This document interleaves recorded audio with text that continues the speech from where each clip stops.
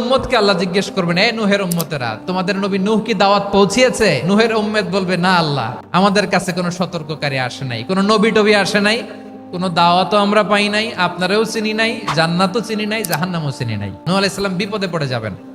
তখন আল্লাহ বলবেন, নূহ তুমি বললা পৌঁছিয়েছো, তোমার উম্মত বলে কিছু পায় নাই। নূহ তোমার কি কোনো সাক্ষী আছে? নূহ আলাইহিস সালাম বলবেন, আছে। কে? উম্মতে মুহাম্মাদি। তখন আমরা বলবো, আল্লাহর নবী নূহ আলাইহিস সালাম তিনি আপনি যা যা বলেছেন ঠিক তা তার উম্মতের কাছে পৌঁছে দিয়েছে। এবার নূহের উম্মতের সাথে আমাদের ঝগড়া লাগবে। তারা বলবে, তোমরা আসছো আমাদের হাজার হাজার বছর পরে, তোমরা কি করে জানলা? তোমাদের সাক্ষী ধর্তব্য হবে না?